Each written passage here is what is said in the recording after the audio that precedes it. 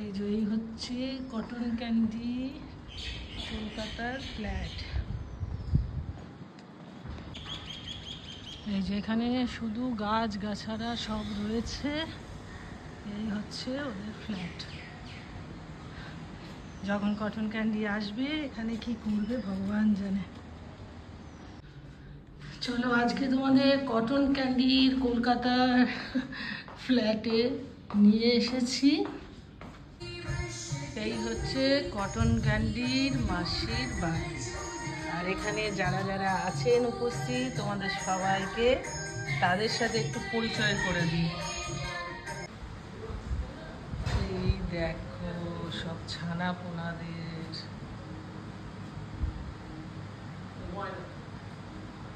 রে বাবা কি করছে না, ও আমার দিকে তাকিয়ে আছে, ভাবছে ওর বাচ্চাদেরকে কিছু করতে যাচ্ছে। কেমন তাকিয়ে আছে। আমরা আবার কিন্তু মানে কটন ক্যান্ডির পাপা দাদা আমি সবাই কিন্তু আমরা ভীষণ ভয় পাই বিড়ালে। চলো দেখাই আমার সবচেয়ে চিন্তার ব্যাপার। এটা কটন ক্যান্ডির দাদার রুম, আর এই হলো আমাদের ব্যালকনি। আমি কটন ক্যান্ডিকে নিয়ে এই শীতকালে আসবো, খুব মানে চিন্তা ভাবনা আমরা করছি। কারণ এই গরমে তো ওদের সহ্যই হবে না, ওদের একদম সহ্য হবে না গরমে, মানে এই কলকাতার গরমটা। আর এখানে যেদিকেই তাকাবে সেদিকেই গাছপালা। এটা নরেন্দ্রপুর। কটন ক্যান্ডি কোনোদিনও আসেনি এখানে, মানে আনা হয়নি। তো এবারে খুব ইচ্ছে আছে শীতকালে নিয়ে আসা, দেখা যাক কতদূর কি হয়। আর এইখান থেকে তোমাদেরকে দেখাই,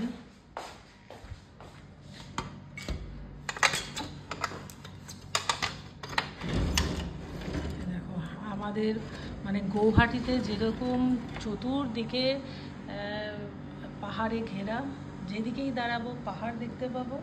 এখানে আবার গাছপালা, যেটা কলকাতা শহরে সচরাচর দেখা যায় না। তো এই গাছপালার জন্য এই জায়গাটা আমাদের বেশ ভালো লাগে।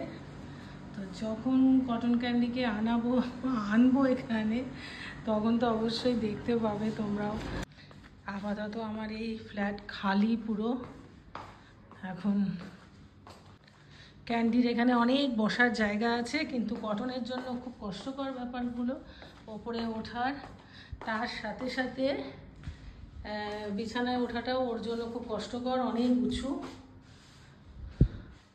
যাই হোক, ছোট্ট করে তোমাদের একটু দেখিয়ে দিলাম।